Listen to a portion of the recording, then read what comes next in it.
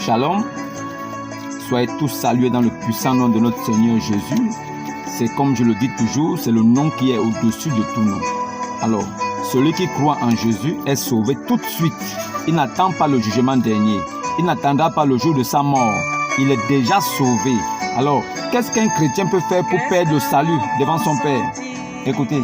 Les entrailles de son Père pourrait bien faire pour ne plus être le fils de cet homme. Qu'est-ce qu'un enfant sorti des entrailles de son Père peut-il faire pour ne plus être le fils de cet homme? Qu'est-ce qu'un enfant qui appartient à Christ peut-il faire pour ne plus appartenir à Christ? C'est la question. La question que nous devons nous poser est celle-là. Alors, si vous êtes né d'un Père, quel qu'en soit ce que vous faites, vous êtes toujours l'enfant de ce dernier. Vous êtes toujours le fils de votre Père. Et cela ne changera pas. C'est ainsi pour nous qui sommes en Christ. Nous qui avons épousé Christ. Nous qui sommes les épouses, l'église de Christ. Nous qui sommes le temple de son Saint-Esprit. Nous l'avons épousé, nous l'avons accepté, nous avons mis foi et nous avons confessé dans notre cœur que oui, il est Seigneur et Sauveur. Alors nous là, nous sommes sauvés tout de suite, pas demain. Et à cause de ce sauvetage-là, nous sommes justifiés aussi par sa parole authentique, pas les doctrines des hommes que vous retrouvez un peu partout, mais la doctrine de Christ authentique purifie et justifie l'homme. Il devient un saint et à partir de là, lui, il peut juger de toutes choses et il n'est point jugé. Il condamne, il dénonce et il ramène à la vérité. Il exhorte. C'est ça le vrai chrétien. Alors, si vous n'avez pas compris ça, ce n'est pas grave. Vous n'êtes pas encore chrétien. Alors, cherchez à écouter le véritable évangile de Christ. Cherchez à vous rapprocher des apôtres de Christ à travers les Saintes Écritures, pas les pensées et la philosophie d'un homme. Si vous réussissez à le faire, alors vous deviendrez enfant de Dieu. Parce que ayant cru, en ce moment, vous prendrez votre baptême. Et le baptême se fait par immersion totale. On vous met complètement dans l'eau. C'est la seconde naissance. Voilà pourquoi certaines personnes sont stupéfaites et scandalisées de comprendre qu'il y a une seconde naissance. On est de nouveau, oui. On ne rentre pas dans le ventre de sa mère, non. Mais on est d'eau et d'esprit. Alors, on t'immerge complètement, c'est la disparition, tu es mort et tu ressuscites en Christ. Et en ce moment-là, tu es plus que vainqueur par celui qui t'a aimé, Jésus-Christ. Si vous avez compris ça, vous êtes chrétien. Dans le cas contraire, repartez-lire vos Bibles. Vous n'êtes pas des chrétiens. Les catholiques ne sont pas des chrétiens. À bas les catholiques. Les témoins de Jéhovah ne sont pas les catholiques. Eux, ils sont témoins. Ils refusent d'être enfants de Dieu. Ils sont punis et déchus de la grâce. À bas les témoins de Jéhovah. Les banamistes aussi, eux, ils sont perdus. Ils disent que Jésus est déjà revenu et que l'enlèvement a déjà eu lieu. Donc, pour les banamistes, ils sont dans leur corps théophanique. Ce sont des garés. À bas les branhamistes. Branham était un véritable serviteur de Dieu. Je ne sais pas s'il était un prophète, mais selon ce qu'il a dit et selon ses prophéties, certaines ne sont pas réalisées. Alors, l'Éternel a dit, vous saurez que ce gars ou cette personne n'est pas un prophète quand il dira des choses et que ces choses-là n'auront pas lieu et n'auront jamais lieu. Alors, s'il a dit des choses qui n'ont pas eu lieu, Branham était un serviteur de Dieu. Il s'est égaré parce qu'il a dit des choses par orgueil. À bas ceux qui suivent Branham, vous êtes égarés. Branham a parlé de la doctrine de Christ. Il s'est arrêté là. Il a eu ses faiblesses d'homme. Nous concédons ça. Shalom, shalom. Soyez tous salués dans le puissant nom de notre Seigneur Jésus. C'est comme je le dis toujours. C'est Jésus qui peut sauver. Muhammad ne peut pas sauver quelqu'un. Lui-même, il n'a pas pu se sauver du poison. Le poison a tué Muhammad. Muhammad a ingurgité du poison dans une nourriture à Kaïba. Il est mort. Il n'est jamais ressuscité. Alors, s'il n'a pas pu ressusciter, comment est-ce qu'il peut aider les autres à ressusciter aussi? Nous suivons quelqu'un qui a été ressuscité des morts. Nous suivons quelqu'un qui a vaincu la mort. Nous suivons quelqu'un qui est mort. Il est allé au séjour de mort. Il a récupéré ses justes là-bas, ses enfants. Il est remonté avec eux. Il a pris les clés de la mort. Il est monté avec. Il détient la mort entre ses mains. C'est lui le grand Dieu tout-puissant et la vie éternelle. Son nom, c'est Jésus. C'est pour ça qu'il a reçu le nom au-dessus de tout nom. Et si tu crois que Jésus est Dieu, tu es sauvé. Tu prends ton baptême et après, nous allons t'enseigner à observer les préceptes qu'il a laissés, les recommandations qu'il a données. C'est l'héritage des vrais chrétiens. Voilà pourquoi nous, les chrétiens, nous portons le nom de Christ. Étienne, chrétien, c'est petit Christ. Voilà pourquoi nous sommes légitimes, les vrais enfants de notre Père. Maintenant, ceux qui sont dans la religion opposée, qui disent que l'islam est la religion de paix, mais ils violent les femmes, ils disent que c'est le mariage forcé. C'est le viol. En même temps, ils ne s'arrêtent pas là. ils ont des esclaves. Ils peuvent prendre jusqu'à 4 femmes dotées. Le reste là, ce sont des esclaves sexuels. Ça veut dire que l'esclavage règne en maître dans la tête des musulmans. L'islam est dans l'esclavage à perpétuité. La pédophilie, ils sont dedans. Ils prennent des petits enfants de 12 ans, 13 ans, de moins de 8 ans même. Leur prophète est un exemple palpable. Lui, il a pris 6 ans, il a tapé. Ça là, c'est un exemple à suivre. Jamais je ne peux pas le suivre. Alors, aujourd'hui, je vais vous dire quelque chose. Je vais vous dire quelque chose qui va vous étonner.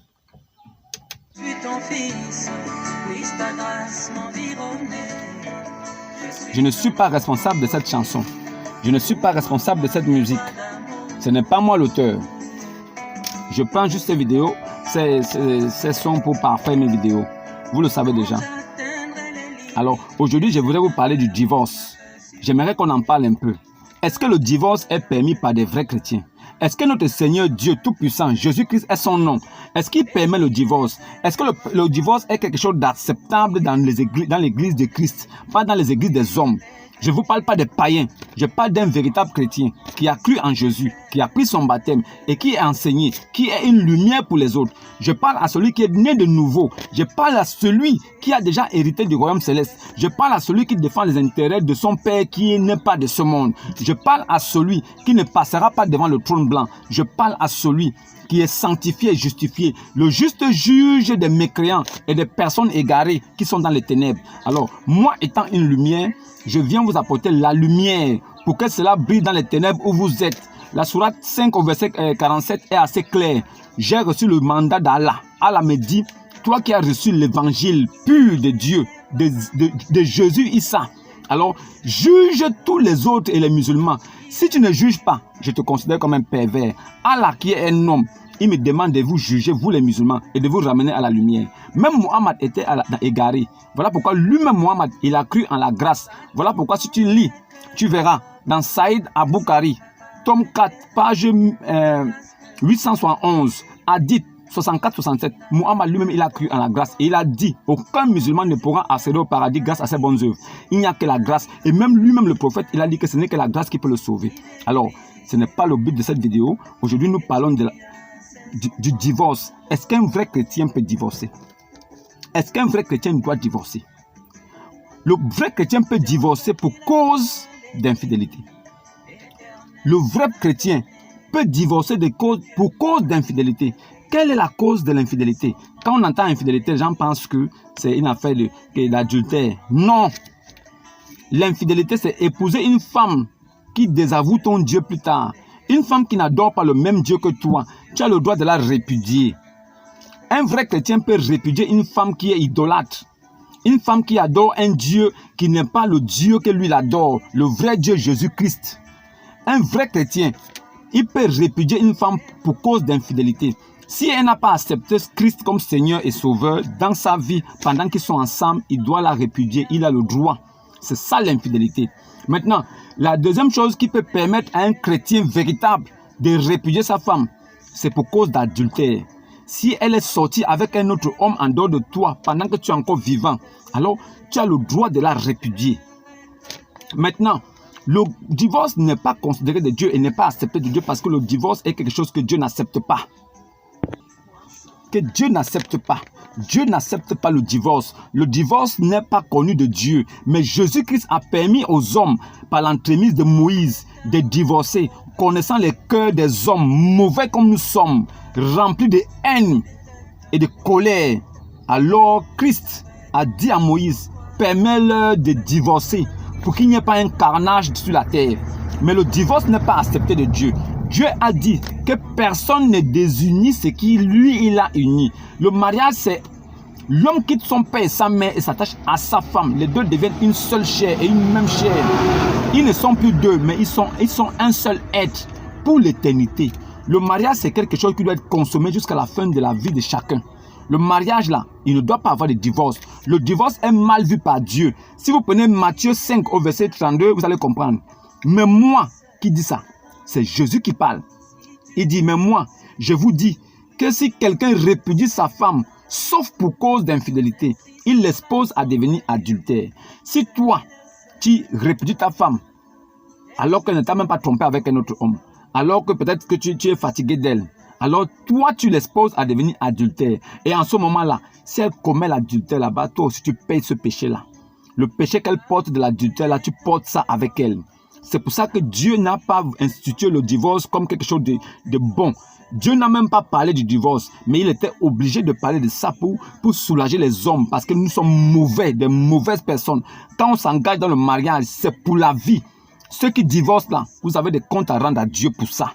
Ne vous inquiétez même pas. Si vous êtes marié devant Dieu et vous divorcez, vous allez rendre des comptes à Dieu pour ça. Parce que le divorce n'est pas une bonne chose aux yeux de Dieu. Dieu n'accepte pas le divorce. C'est vous qui avez instauré ça, vous les hommes. Et vous pensez être au-dessus de Dieu. Sachez une chose, vous allez périr un jour. Vous allez mourir. Vous n'êtes pas de Dieu. Vous mourrez un jour. Et vous allez rencontrer la colère de l'Éternel en ce temps-là. Parce que vous avez désobéi à la loi. Vous ne pouvez pas vous marier devant les hommes et devant Dieu. Et vous divorcer. Et cela ne vous dérange pas. Matthieu 5 au verset 32 est clair. Mais moi, je vous dis, si quelqu'un répudie sa femme, sauf pour cause d'infidélité, alors il expose cette dernière à devenir adultère. Ça veut dire qu'il envoie dans la rue et elle va coucher avec un autre homme et elle sera adultère. Mais ça ne sera pas seulement de la faute de la femme, ça sera de ta faute aussi à toi. Alors choisissez bien les femmes que vous voulez épouser. Choisissez bien les femmes avec qui vous voulez passer votre vie. Renseignez-vous sur leur vie et faites très attention à savoir réellement quelle est la mentalité qu'elle a. Quel est le Dieu qu'elle adore? La chose la plus importante, primordiale, est de savoir quel est le Dieu qu'elle adore. Si elle adore le véritable Dieu, si elle a peur et elle est soumise à ce véritable Dieu, alors de peur de ne pas faire n'importe quoi pour qu'elle soit punie par le Dieu qu'elle respecte et qu'elle craint, elle sera obéissante à la parole et vous aurez épousé une femme pieuse. La femme là, on ne l'épouse pas parce qu'elle est belle. On ne l'épouse pas parce qu'elle a du matériel ou bien parce qu'elle a des grosses fesses ou des gros seins. On épouse la femme parce qu'on a vu que la sémence qui est en elle est une sémence divine. C'est une brebis de Christ. Elle a prouvé par ses propos, par ses actes. On a vu que le fruit qu'elle donne, c'est le fruit de Dieu. Alors, on n'épouse pas la femme parce qu'elle est belle ou bien parce qu'elle a les grosses fesses. On épouse la femme parce qu'elle est sémence de Dieu. Si toi tu es véritable chrétien, toi en tant que chef de la femme, toi en tant que la gloire de Dieu, image de Dieu, toi homme, tu dois d'abord te rapprocher de ton Dieu. Tu dois le connaître pendant les jours de ta vigueur. Tu dois accepter Dieu et marcher devant sa face. Pour qu'il te bénisse, il te donnera la femme qu'il faut. Mais le divorce là n'est pas accepté par Dieu. Dieu n'accepte pas le divorce. Je suis indigné de voir comment vous divorcez un peu partout. Mais je ne suis qu'un homme. Mais Dieu, il est 2 fois plus indigné que ça. Parce qu'il constate que vous avez égaré, vous êtes repartis dans les ténèbres. Le chien est reparti en ce qu'il avait vomi. Ça veut dire que ce que vous avez vomi, vous êtes partis. On pensait que vous avez trouvé la droiture de l'Éternel. Vous êtes encore repartis, retomber dans vos travers. Parce que vous avez oublié la Sainte Écriture. Vous croyez que Dieu n'existe pas à travers ses Écritures. Dieu vit à travers ses Écritures. Christ vit à travers la parole. C'est la parole de Christ qui donne tout et qui est la lumière. C'est la parole de Christ qui a créé toutes choses. Et celui qui a la parole de Christ a Christ en lui. Celui qui a la véritable parole en lui, il a Dieu tout-puissant en lui. Faites attention à vous qui divorcez là, je vous préviens. Arrêtez de nous fatiguer avec vos divorces à gauche à droite. Et repentez-vous. Ne vous mariez pas parce que vous voulez plaire aux gens. Ne vous mariez pas parce que vous voulez qu'on dise que vous êtes marié. Ne vous mariez pas parce que le monsieur a l'argent. Ne vous mariez pas parce que je suis déjà vieille. C'est mieux de rester célibataire que de vous marier et de divorcer plus tard. Dieu n'accepte pas le divorce. Matthieu 5, verset 32 est assez clair. C'est à contre-cœur que ces paroles sortent de la bouche de l'Éternel. Sinon, Dieu ne veut même pas ça. Le mariage, c'est pour l'éternité. Le mariage là, c'est pour l'éternité. Le mariage, c'est pour l'éternité. Le mariage, c'est pour l'éternité. Si vous vous mariez là, c'est jusqu'à la fin de votre vie. Si vous vous mariez, c'est jusqu'à la fin de votre vie. Vous n'avez pas le droit de divorcer. Vous n'avez plus le droit de divorcer. Vous n'avez pas ce droit. Ce droit ne vous est pas donné. Christ vous interdit de divorcer. Avant de vous marier, rassurez-vous que vous avez trouvé la bonne personne. Et quand vous êtes marié, assurez-vous et battez-vous pour rester ensemble jusqu'à la fin de vos jours. C'est ce que Christ attend de vous. Ce n'est pas ce que vous faites maintenant là. Vous dérangez les gens. On se marie aujourd'hui. Dans 2 ans, on a divorcé. Alors, ressaisissez-vous. Alors, arrêtez ça. Hein? Arrêtez de nous remplir les églises tous les samedis pour vous marier. Et quelques mois après, vous divorcez pour nous fatiguer encore dans les quartiers. Alors, gardez vos femmes et vous gardez vos maris. Voilà. Je ne suis pas l'auteur de cette musique.